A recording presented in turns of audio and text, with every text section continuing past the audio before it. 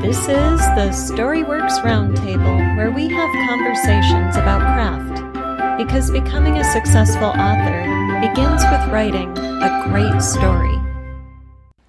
This week, Bryan Cohen of Best Page Forward joins us to talk about writing copy for your novels, that, tricky, condensed, pithy little passage we have to write to get our book in front of readers. And I learned so much from Bryan. You are going to love this episode and next week's, because he comes back. We got Bryan to sit down with us to record 2 episodes.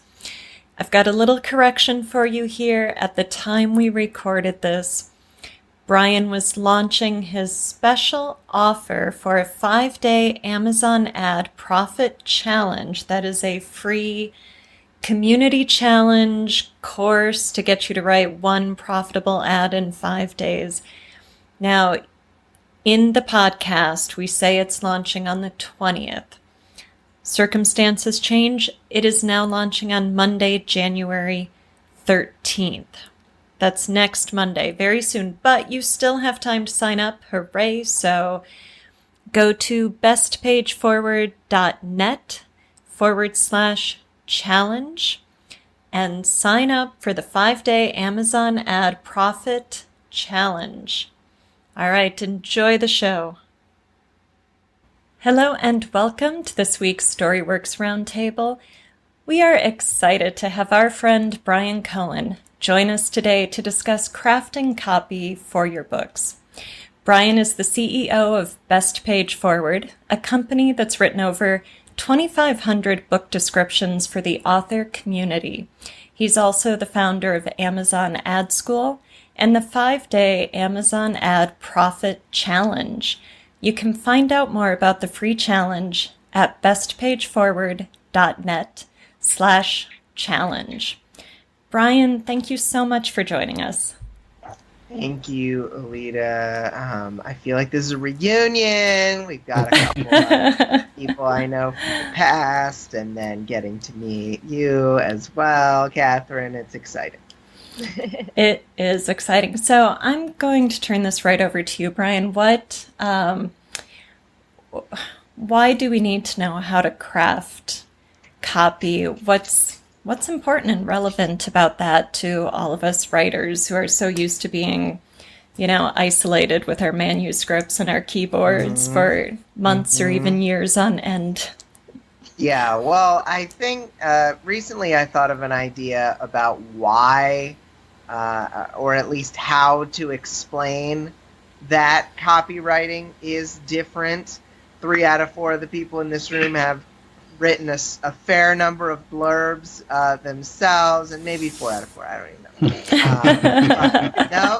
No, maybe the cat. No, okay. Well,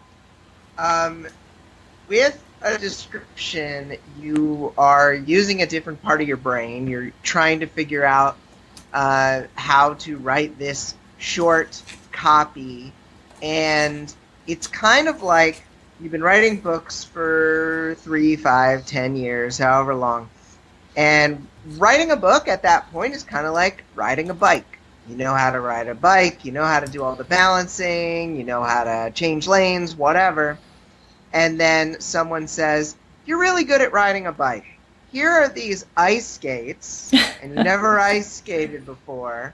Put them on, you're going to be great because you've been riding this bike for so long. And that's kind of how blurb writing is when you write your first blurb ever after you've been writing books for 10 years, because it's different, it requires different skills, it forces you to think about your book in a different way, and so you need to learn how to ice skate. And so I'm going to talk about the ice skating part today, because we definitely... we definitely do need some new fundamentals to figure out so that you don't fall on the ice and hurt your knees. I don't know how far to take this metaphor. Well, it is a great metaphor, and I think we should establish that this goes beyond writing blurbs for your Amazon page and, your Facebook ads. It's also if you want to go the traditional route, you have to write query letters. And anytime you want to reach readers, whether that be someone like an agent or someone like a prospective book buyer, you need to be able to distill the essence of your book down into something pithy and catchy, exciting. So what are some of the fundamentals that you were starting to reference there, Bryan? Sure. Well, I think at first it's a matter of being able to make some key choices about what the most important things you do want to focus on, and you get better at making these choices over time. First, you do want to choose what is kind of the number one conflict in this book. In some, where the world is about to explode and one renegade cop is the best chance of it not exploding, it's a little easier. When it's like an 8 POV fantasy epic, it can be a little more challenging. And so, first and foremost, it's about picking that number one conflict, figuring out what is the actual inciting incident for this book. What is the big kind of cliffhanger we want to leave people on before they get into our book? These kind of choices. And I know it. What is it? It's a chakra thing, right? When you have a tough time being able to make decisions. It's like a deficient third chakra or something. You need to kind of get past that if you're going to... You didn't think I'd bring in chakras today. No, I did not. You have to be able to get past that and get better at that if you are going to just get past this kind of first stage of blurb writing. Yeah, so the decision-making process, as you said, when you've got something epic with a lot of main characters, or maybe it's just contemporary fiction, it's a family drama, and there is no big explosive climax. Do you have a process for making those choices and really distilling down to the one key element that is going to define your plot and grab that reader's attention? In fact, I do. Excellent. And, I love that. The way that works is, and this is relatively new in kind of my thinking process with blurbs, is that every kind of number one conflict, which then can later be turned into a hook, into an ad, into a whatever, it is either going to be focused on death, love, or enlightenment. And that's where we tackle those fun family dramas. And anything that's kind of contemporary fiction, literary fiction, because those don't usually have those death, love, stakes, maybe some love, but they're really more about the protagonist kind of finding themselves and getting past certain things in their lives, which falls into kind of the enlightenment camp. And so it's just a matter of deciding, well, what is the true enlightenment moment here I was working on, where actually I was training a new best page forward writer the other day, and they were writing a summary of their own script. And it was kind of a teenage girl wants to get famous sort of thing, but then meets a famous dude and realizes it's not all it's cracked up to be. And that was kind of her big moment, was realizing, oh, fame can kind of mess with you, and maybe I don't want that. And that was kind of the enlightening moment for her, and figuring out the best way to highlight that. Yeah, so if you're, I mean, that sounds like kind of a soft climax, and I don't mean soft in a lacking importance way. I just mean, a little bit intangible, a lot of internal realization. So how do those of us who write these softer, more internal climaxes make that exciting in something like copywriting, where you've got, a few paragraphs? I think it's about bringing out your inner 17-year-old girl. Mm-hmm. I think it's about making it melodramatic a little bit. I think it's about, reason I bring up 17-year-old girl. It's the everything, honestly, guy, too, because I felt this way as well. Anything that's happening to you, no matter how dramatic it actually is, feels like the most dramatic thing ever. Mm-hmm. And so you need to be willing to go there in your writing of it. Kind of the, can she figure out the next step in her journey? And then the inner editor is like, oh, well, that's a little, I don't want to say it's a whole journey. I don't want to say that it's as big as this, but Mm-hmm. you kind of need to in the copy. You need to go, especially if that is kind of your internal editor, to say, well, I don't want to overstate things. Mm-hmm. You do have to overstate things a bit, especially with those softer climaxes, the softer conflicts, because Mm-hmm. otherwise they're not going to land. Right. Right. And I love that you mentioned melodrama. I would say this is the one place outside of maybe TV soap operas where melodrama is actually okay. Go there because you do need it to feel huge on the page in that very short amount of space. And even in the novel, if your climactic moment is that realization, it should be that big. Your entire book is hinging on that pivot, on that character's realization. So I love what you were saying about it having to feel that big for your character and then conveying that in the copywriting for the prospective reader. Exactly. I also think that, Alida, how you talk about looking in a scene for the character who has the most change and using that perhaps to point you in the direction of which POV to choose when you're writing first drafts or coming back and editing. I think drafting ad copy and book descriptions is very much like that. You're looking for where's the biggest emotional change.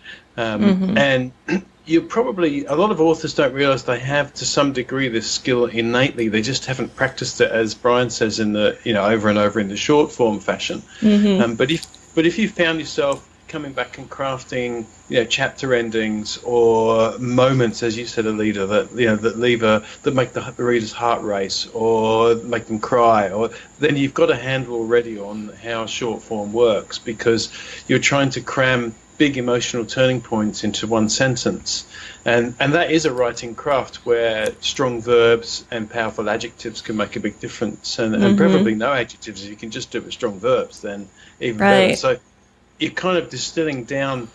For me, the biggest issue I had was learning to write, reasonably powerful descriptions. And in Bryan's business, they go through a massive editing process anyway. So no one writer really ever gets it all right. If you're doing it all by yourself, then it's worth going through several iterations, because you'll look at it a month later and think, right, did I write that? That's full of cliche, Yes. Because you kind of have to skirt cliche, as you say, to get that melodrama in. But when I was listening to you talk earlier, I was thinking, both of you, and Bryan and I have talked about this before, when you're writing, you want to transport your reader.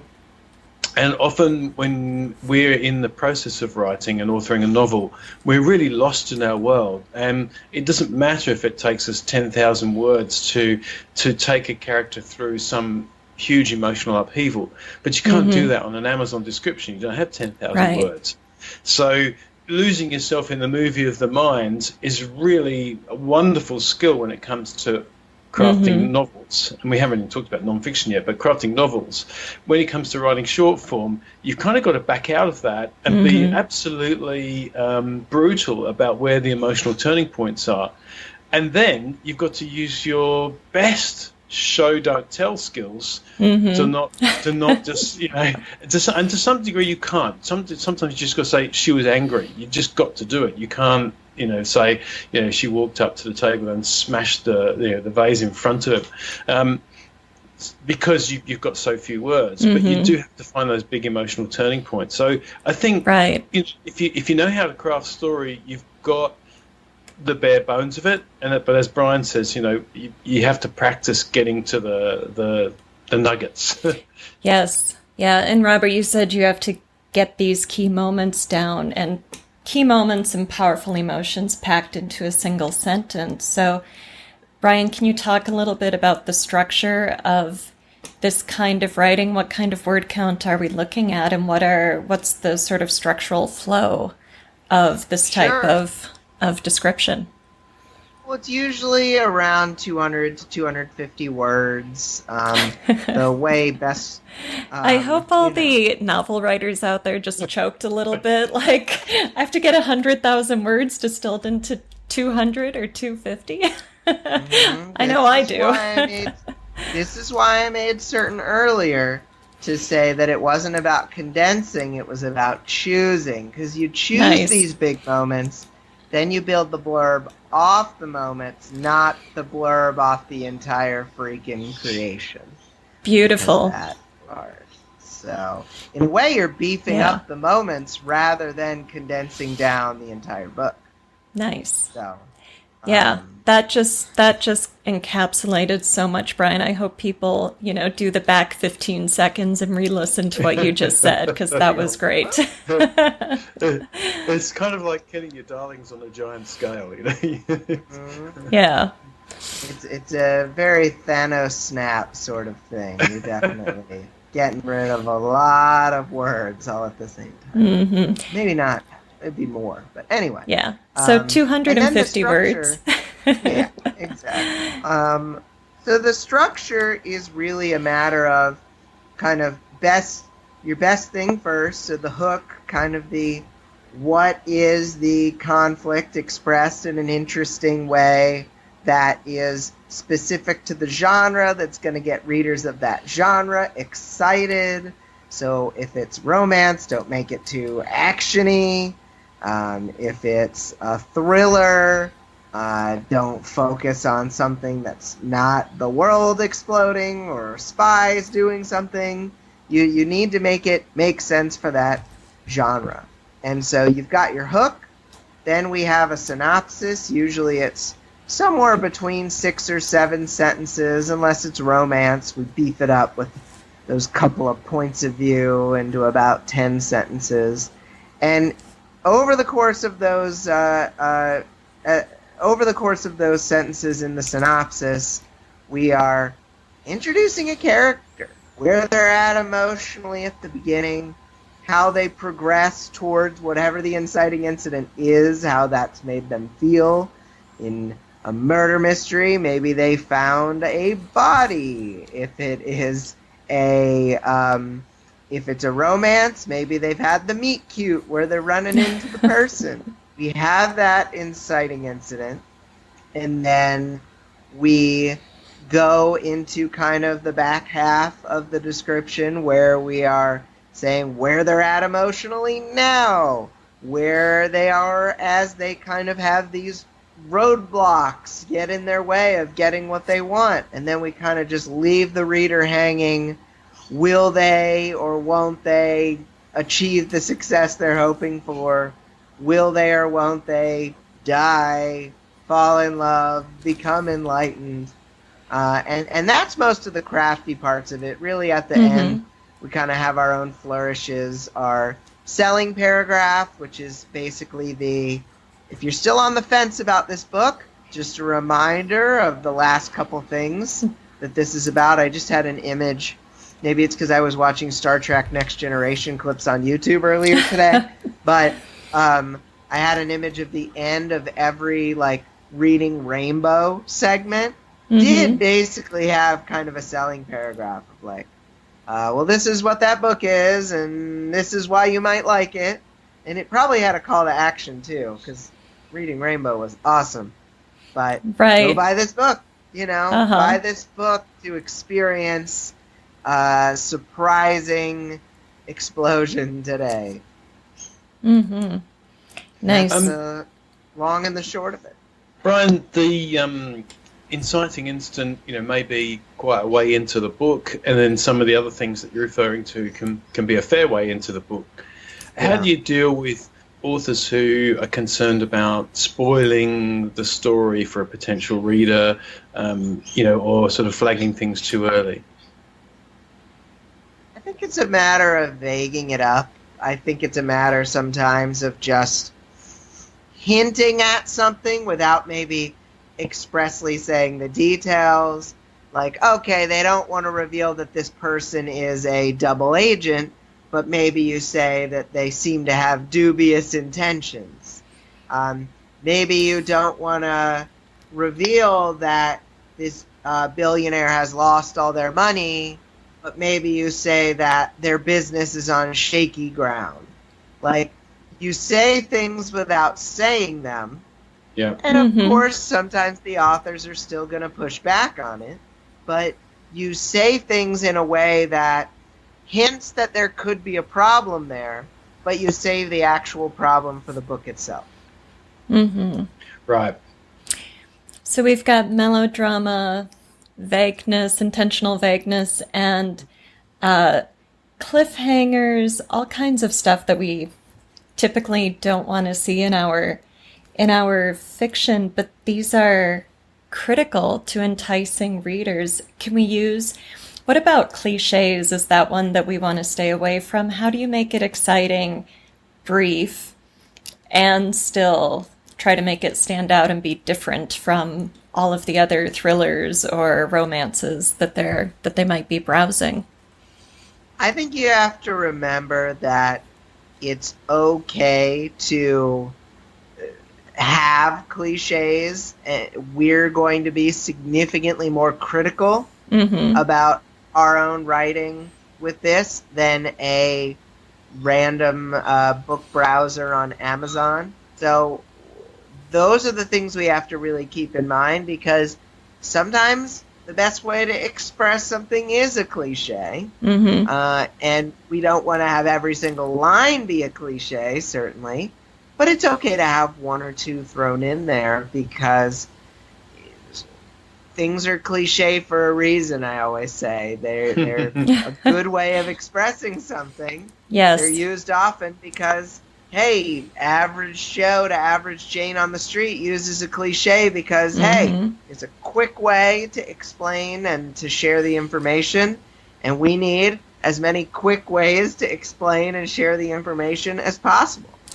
Right. It's a shorthand that everybody understands. So, that's a really good point. We talked about neurolinguistics in the past, and the way that we express things to one another is through what we call surface structure, which is mainly language. But every part of our surface structure has a deeply packed reference to it, and goes all the way down to beyond the part where it gets transformed into words. So at some level deep in the brain or the mind, activity gets coded into language.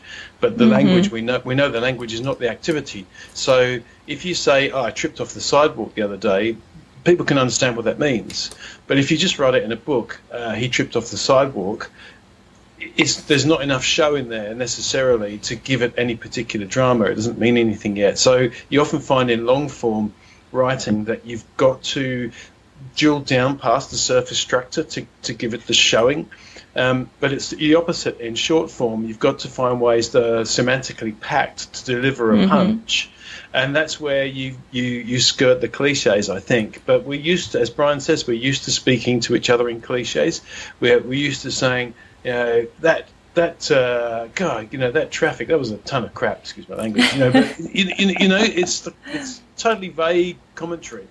But the person I'm talking to probably understands it, can decode it, because they can see, the sweat on my face, or the fact that I've arrived late, or, that I'm annoyed or frustrated as well. So it comes through in the tone of voice. So we're used to that. And the trick, I think, with writing ad copy or descriptions, or even anything pithy in a book, that might be a character's dialogue, where you know there's someone who doesn't give you a lot of explanation, is to understand how we do cut out so much information when we talk, yet still get a message across. Right. And that's where cliches are useful. I think what you then do after, say, a first draft of a description is you look through it and you go, okay, well, that is too cliche. But I'll give you a quick story. Back in '96, my wife and I started a fast food business on Bondi Beach. And we were it was vegetarian, and it had a low-fat tick of approval. It was very innovative in its day, but way too early for its day. And being innovative and clever and quirky, we decided that we would make this really interesting menu. So we had this big menu board. This was before the days of flat screen TV. So we had this big menu board across the top there, and we had all these burger and chip combinations with these special sauces, and we gave them all quirky names. And on our first day of opening, where we'd done this massive promotion and box dropped postcards to 45,000 homes in the suburb, we had this, and we're promoting a $2 meal deal. So we had this big line out the front, and our poor staff were spending most of the time explaining the menu. Because it was too difficult to understand. So even though they were quirky names, and I honestly can't even remember them. It might have been something like the Amsterdam, or But so what is that then? Well, it's got the piccolo sauce. But what's a piccolo sauce? Right. Explain. That is almost so when you're writing a novel, you're often trying to explain via the showing, not the telling. So you're trying to create that experience for the reader. But if you try to do clever things in ad copy or in a book description, it misses the mark. People just gloss over it, go, right. Oh, no, don't get what that is. And that's why sometimes you resort to something that sounds like a cliche when you're writing it. You think, oh, this just sounds dirty. She can't wait to get her hands on this hunky man. That's terrible. I'd never write that in a book. But in a book description, it totally works.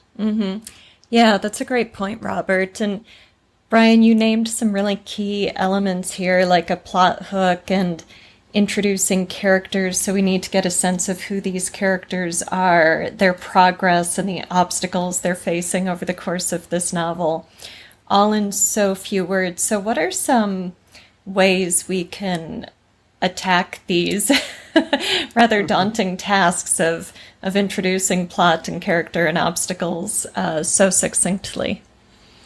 Well, I think one of the ways we do this, one of the best ways that I found, is to avoid bringing in too much plot. The only plot we bring in is kind of in service of the character's emotional journey. So if we don't need to know subplots, we don't need to know side characters, we certainly don't need to name most people. Really, when it comes down to it, we are looking to explain where is this character coming from in the course of this novel. I like to use this example. When the Hunger Games movie came out, my mom worked at a day camp, and all these little kids, all these little girls were coming up to her to get their hair braided, and they didn't say they wanted Hunger Games hair or Capitol hair. They wanted Katniss hair because these kids resonated with Katniss. They resonated with the character. And you have to remember that when you're trying to share what your book is about. If you make it clear that the character is the biggest focus here, then they're going to say, oh, that character sounds kind of interesting. Let me go and pick this up, because like I see too many descriptions start with, like, especially if they're sci-fi, thousands of years ago, the virus wiped out humanity, and then blah, blah, blah, blah, blah, blah. Sometimes they don't even name the character. It's like, one guy will do this, and it's like, oh, I want to know more about that guy. What is that guy doing? Right. And that, like, is so important to name the guy and where the guy is coming from, because otherwise there's a disconnect. Right. Yeah, that key element of finding a way to latch onto and relate with that character is so critical. If you think of, Katniss's braid, and with Harry Potter, he's the boy who lived, and on Halloween for probably decades now, people have been drawing lightning bolts on their foreheads. Exactly. So, yeah. Exactly. Yeah. Other elements that you can give us some approach tips on? You said just pick the one plot element, don't do subplots. Yeah. I think that one thing that I'll say that I think is helpful to have in almost every sentence is kind of a transitional phrase that helps to provide some momentum and energy from sentence to sentence. Like after the first sentence where you might say, like, Katniss Everdeen has always cared for her sister, and then every other sentence has something usually either related to time or it has some kind of gerund at the beginning. So it's, but when her, beloved sibling is selected for the annual Hunger Games, she immediately decides to sacrifice her life to save her. And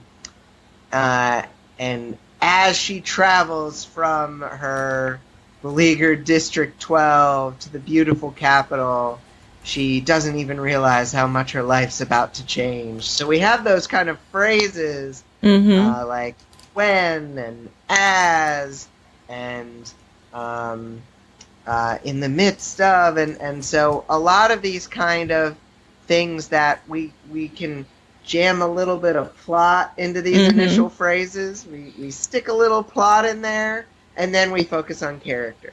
We wedge a tiny bit of plot that we need to kind of understand to get like past this point, and then it's about the character and their emotions. And so that is often where I think a lot of authors struggle, is that they aren't, you have to think of it like kind of a bit of poetry, where you need momentum. Like a lot of people read Shakespeare and they stop at the end of every line because they're like da da da da da da da da da da da da da da da, and a lot of which is not the way you read Shakespeare. Right. No, if you go watch a play, yes. My theater teachers taught me that quite well with this. And I honestly, side note, once had to do a monologue, a Shakespearean monologue, and the director threw a bag of pennies on the ground, and I had to pick them up while I was doing the monologue in an effort to like keep the momentum going. So totally unrelated, but it's a funny story. I think that a lot of authors shoot themselves in the foot when all of their sentences are the same length, and they sound the same, and there's no energy moving from one to the next. And so those phrases help to provide that moment. Yes. Yeah, I love how you're drilling down into word choice here and how critical that is. And I want to point out a key phrase. You said that Katniss decides to sacrifice her life, and right there, decides, we've got character agency. Sacrifice her life, we've got stakes. So just in that little tiny phrase in the middle of a sentence, so much about the book is conveyed. And the character, she's the kind of person who would choose to risk her own life to save her sisters. Exactly. And Robert brought up the strong verbs earlier. You can usually cut like 5 or 6 words just by having a good verb in there every so often. Yes. Yeah.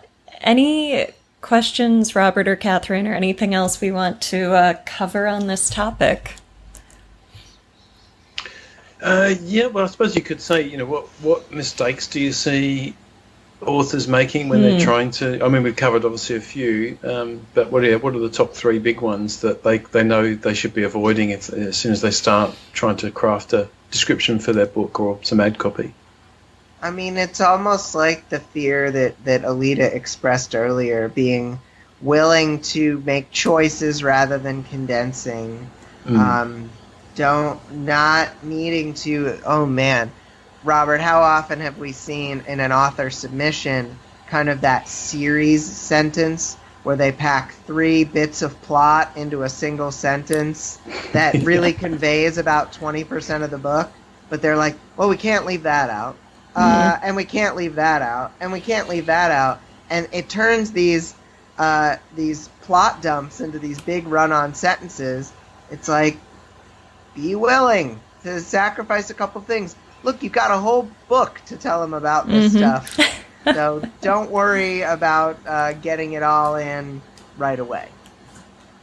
Nice. Nice. So, Bryan, you've just given us so many helpful tools to tackle this, but if it's just way too daunting, what is our other choice? Tell us a little bit about Best Page Forward in this challenge you've got coming up. No, there's no other choice. There's nothing else. Oh, wait.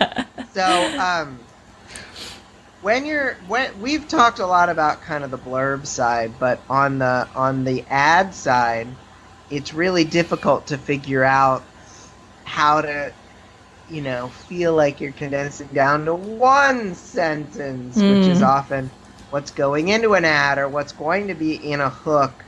And one of the free modules that I'll be sharing January 20th in my 5-day Amazon Ad Profit Challenge will be about creating those one-liners, those hooks, and it's all part of a process to help you to create at least one profitable ad. That is the 5-day challenge, to create one profitable ad. Nothing crazy.